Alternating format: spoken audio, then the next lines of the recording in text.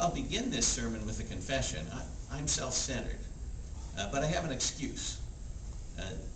My excuse is that the normal human brain is designed by evolution to generate the egocentric illusion, the illusion that the owner of a particular brain is the center of the universe. And I'm certainly not immune to that. You look like you're in front of me here, and here I am behind this podium. You know, here the podium is in front of me, and there are windows behind me, and so on. But it all looks in relation to where I am. From where you said it's going to look different, but that's how it looks to me. This egocentric illusion is useful in many ways. In particularly, learning the difference between self and non-self is a basic task of mental development accomplished by most of us sometime in infancy. Without knowing which patch of the universe it is that we control and that feels pain when hurt, we would have trouble navigating the world. This awareness of self versus non-self is accomplished by what might be described poetically as a special glow emanating from the part of one's consciousness that keeps track of the part of the universe that's me. So there's something, you know, I sort of look out on the world, and there's something special about, it's like this radiant halo around me, and I'm sure you have one of these radiant halos around whatever the me is for you. Moreover, even those things one recognizes as non-self are seen in relation to one's own position, both literally and metaphorically. While useful, the egocentric illusion also causes a great deal of the grief and suffering and misbehavior that we're prone to. It can also contribute to an inordinate fear of death. One's own personal death is a bad thing, but not quite as bad as the egocentric illusion makes it seem. As is true for other illusions, it's good to see the egocentric illusion for what it is. David Foster Wallace spoke eloquently about the egocentric illusion at the commencement of Kenyon College a few years before his own death, in a way that just might loosen the hold of this illusion on those who hear what he had to say.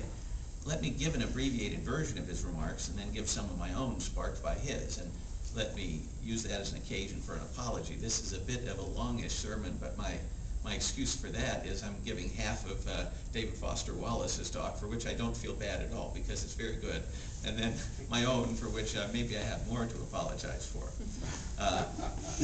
As you'll see, hearing what David Foster Wallace has to say inspires a certain bluntness about the realities we face. He began by telling this story. There are two fish swimming along, and they happen to meet an older fish swimming the other way, who nods at them and says, "Morning, boys, how's the water?" And the two young fish swim on for a bit, and then eventually one of them looks over at the other and goes, "What the hell is water?" He was making the point that we often swim in the egocentric illusion without noticing it, as fish swim in water. As he explained, everything in my own immediate experience supports my deep belief that I am the absolute center of the universe, the realest, most vivid, and important person in existence. We rarely talk about this sort of natural, basic self-centeredness because it's so socially repulsive. But it's pretty much the same for all of us deep down.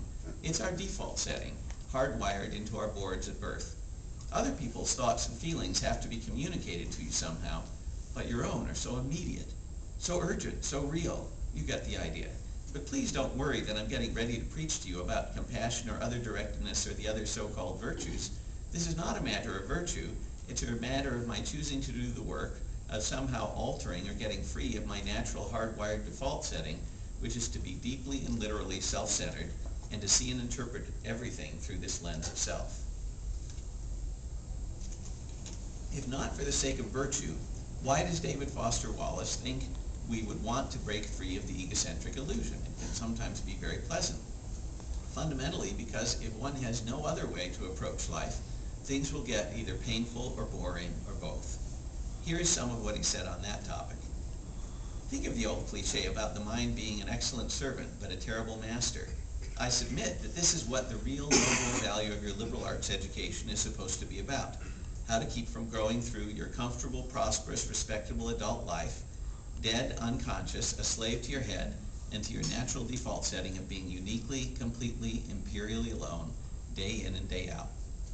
Then he goes on at great length to describe the kind of thing day in and day out means, with all of the boredom, routine, and petty frustration that goes into our daily lives. And about that he says this: if you're automatically sure that you know what reality is and who and what is really important, if you want to operate on your default setting, then you, like me, will not consider possibilities that aren't pointless and annoying. But if you've really learned how to think, how to pay attention, then you'll know you have other options. It will actually be within your power to experience a crowded, loud, slow consumer hell type situation as not only meaningful but sacred, on fire with the same force that lit the stars, compassion, love, the subsurface unity of things. Not that this mystical stuff's necessarily true. The only thing that's capital T true is that you get to decide how you're going to try to see it. You get to consciously decide what has meaning and what doesn't. You get to decide what you worship. Because here's something else that's true. There is no such thing as not worshiping. Everybody worships. The only choice we get is what we worship. And an outstanding reason for choosing some sort of God or spiritual type thing to worship, be it JC or Allah, be it Yahweh or the Wiccan Mother Goddess or the Four Noble Truths or some infrangible set of ethical principles, is that pretty much anything else you worship will eat you alive. If you worship money and things, if they are where you tap real meaning in life, then you'll never have enough. Worship your own body and beauty and sexual allure, and you will always feel ugly. And when time and age start showing, you'll die a million deaths before they finally plant you. Worship power. You'll feel weak and afraid, and you'll need ever more power over others to keep the fear at bay. Worship your intellect, and this is my favorite. Being seen as smart, you'll end up feeling stupid, a fraud, always on the verge of being found out, and so on. And I can vouch for that one. I end up feeling stupid and a fraud, not infrequently, and so on. Look, the insidious things about these forms of worship is not that they're evil or sinful. It's that they're unconscious. They're default settings. And the world will not discourage you from operating on your default settings, because the world of men and money and power hums along quite nicely on the fuel of fear and contempt and frustration and craving and the worship of self. Our own culture has harnessed these forces in a way that have yielded extraordinary wealth and comfort and personal freedom. The freedom to be lords of our own tiny skull-sized kingdoms alone at the center of all creation. This kind of freedom has much to recommend it. But of course, there are all different kinds of freedom, and the kind that is most precious you will not hear much talked about in the great outside world of winning and achieving and displaying. The really important kind of freedom involves attention and awareness and discipline and effort, and being able to truly care about other people and sacrifice for them over and over in myriad petty little unsexy ways every day. That is real freedom. The alternative is unconsciousness, the default setting, the rat race, the constant gnawing sense of having had and lost some infinite thing. And I think we all know that feeling. There's something missing there. None of this is about morality or religion or dogma or big fancy questions about life after death. The capital T truth is about life before death. It is about making it to 30 or maybe 50 without wanting to shoot yourself in the head. It is about simple awareness of what is so real and essential, so hidden in plain sight all around us that we have to keep reminding ourselves over and over. This is water. This is water. It is unimaginably hard to do this, to stay conscious and alive day in and day out. Now, the note at the top of the online Wall Street Journal article back in September laying out this address by David Foster Wallace said, Mr. Wallace, 46, died last Friday after apparently committing suicide, so he didn't make it to 50. David Foster Wallace's suicide hints at just how difficult the battle was for him. Not all battles are won, but we can still win where he ultimately lost. When I think about what David Foster Wallace said, I see three helpful responses and awareness of our own egocentric illusion can lead us to. The first is that we can take advantage of our egocentric illusion that focuses our consciousness on many things that are nearby and controllable to enjoy our domestic lives, even when some external things are not as we would wish. It's a scary world out there, but there are a lot of things to enjoy close to home. Many things bring quiet pleasure, regardless of what's going on at work or in the world at large. For example, I personally think that watching TV is underrated. You might not have heard this in a survey before. The disdain of TV by many elites, I think, is out of step with the improvement in experience and the quality of what one watches that automatic time shifting with a TiVo or other digital video recorder can bring. Moreover, in my view, the quality of the best shows has increased markedly ever since the ability to sell DVDs of good shows has enabled TV production companies to afford to produce more intelligent shows. When I say intelligent shows, I don't mean anything highbrow, but shows like Heroes, Lost, Alias, Kings, Buffy the Vampire Slayer, How I Met Your Mother, Dollhouse, Battlestar Galactica, Babylon 5, etc. So you know some of my personal favorites. Critics sometimes speak of long novels such as War and Peace as allowing more time for character development and build-up. But the best TV shows are like 24-hour movies with much more time for character development and build-up than the typical 2 or 3 hour movie in the theater, and can be watched consecutively now when you wait to get the DVDs or download them. And you must have an extra temptation living so close to Costco here. I mean, many DVDs to buy. But there are other kinds of quiet pleasures. One is being in good health and free from pain. Although good health and freedom from pain are in large measure out of our control, people often don't realize the extent to which these things are in their control. My sociologist colleague, Jim House, has found that there's a huge and widening difference in health at older ages between those who have a college education and those who don't. Since I doubt it's what people learn in college itself that does this, imitating the health habits of the typical college-educated person should work for those without a college education as well.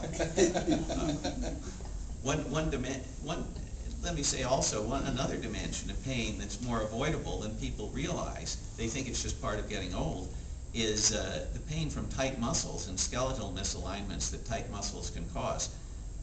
After computer work gave us both serious shoulder pain, my wife Gail and I got so much relief from seeing skilled massage therapists that she did an intensive year of training this past year to become a massage therapist herself. And I believe it's not just my own bias that I think she's a very good one. But anyway, it's nice to not be in pain, and you know, sometimes we assume the pain is unavoidable, but it's not. And I think there are many people who do useful things to help others out.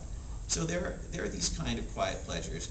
Now, I've been involved in academic research on happiness, and so I thought that's another kind of quiet pleasure, is just feeling happy. The grand meaning of happiness is a life well lived, which is a deep subject for many sermons, much religious and philosophical discussion, and difficult wrestling with unavoidable choices. You have to decide what kind of life you're going to live. But when psychologists and economists study happiness, they're working with data that tells us much more narrowly whether people have positive feelings or negative feelings. And to be honest, if you read an article in the newspaper or a magazine about happiness, it's mostly talking about this kind of research that the psychologists and economists have done. And so it doesn't answer the great big questions of philosophy and religion, but it does tell you something about feeling happy, you know, positive and negative feelings.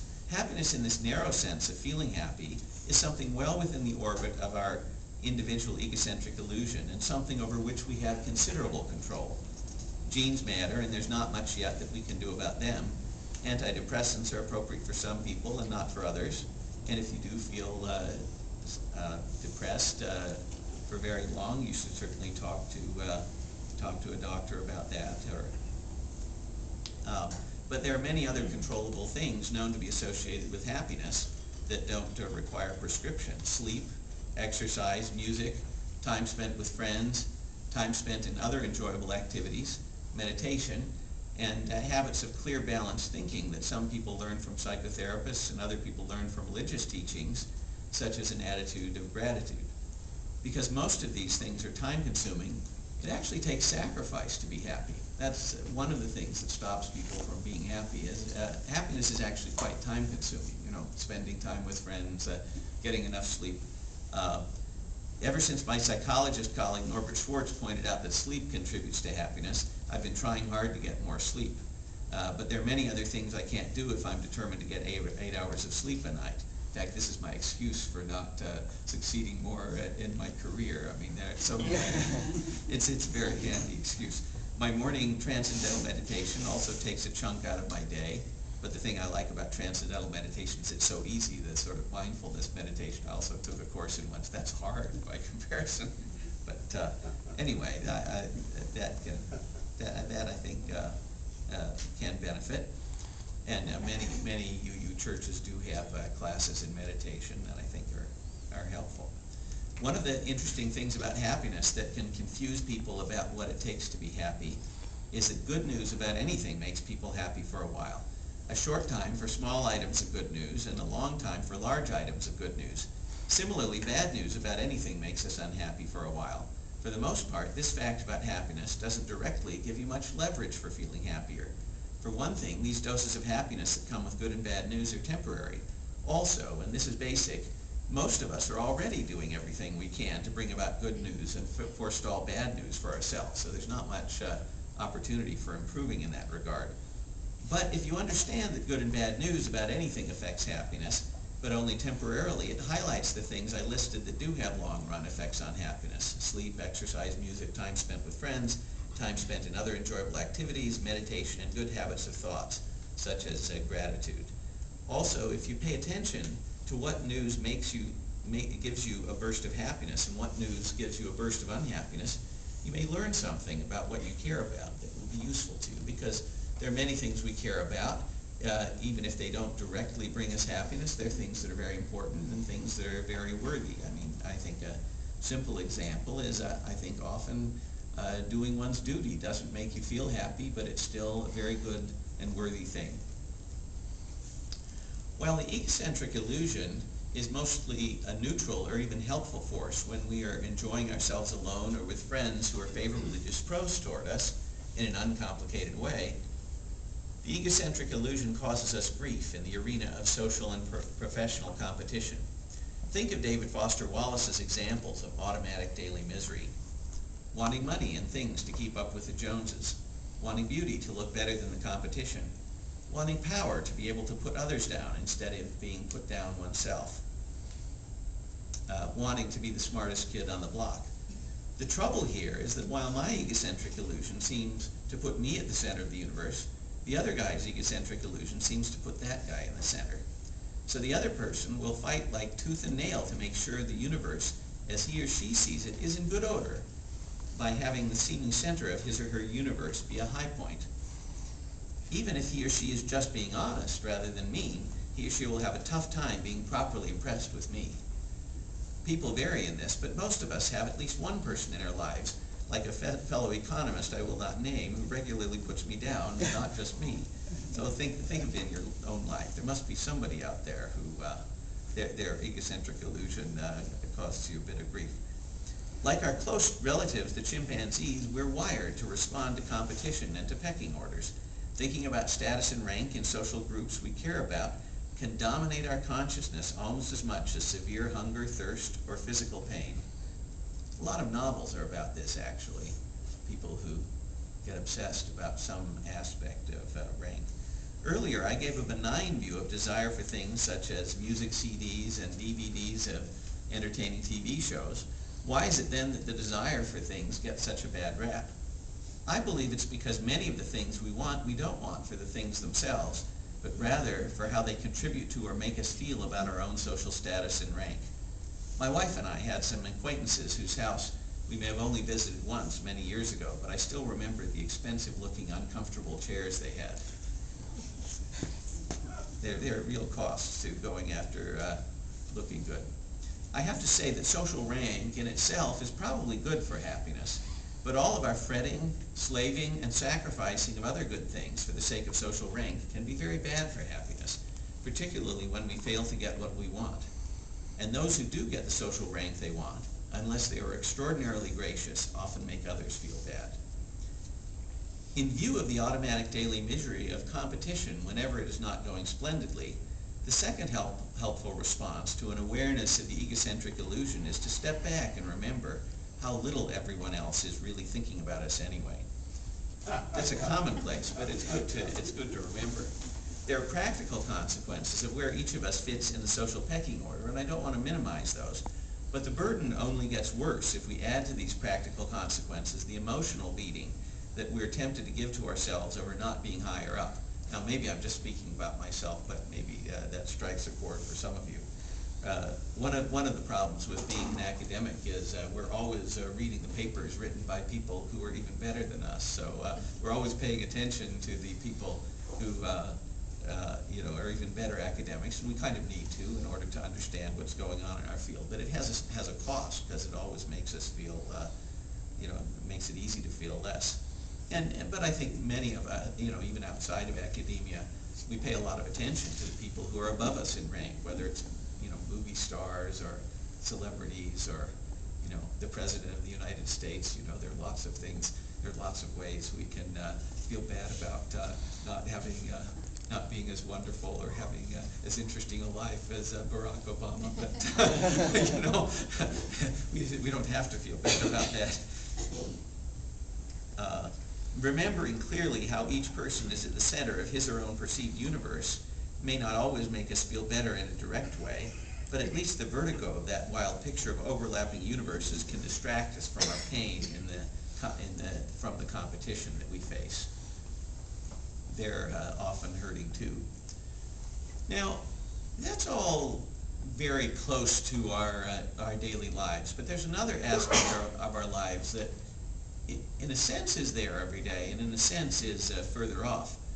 And I think the third helpful response to an awareness of the egocentric illusion is to step back from everyone's egocentric illusion and think about the good of everyone. This may be the only response to the egocentric illusion that works in extremum. Now, what do I mean by in extremum? I often think about getting old and creaky and dying. I'm not a fan of death. It's hard on those who die and hard on those left behind, and I think we shouldn't minimize it. Whatever the pain he suffered in living, David Foster Wallace did all the rest of us a grim disservice by killing himself. Among other things, the obvious disservice that there are books we'll never be able to read because he'll never write them now. More routinely, our experience is impoverished by each person we know who dies. For each of us, it makes sense to dread our own death at least as much as the collective loss of all those who would be left behind. And indeed, we should add to that the loss of our own experience of life because of our own death. But my death is not the end of the experiencing universe, as the egocentric illusion would have it. There will be people left behind to experience, to feel, to think, to build and create.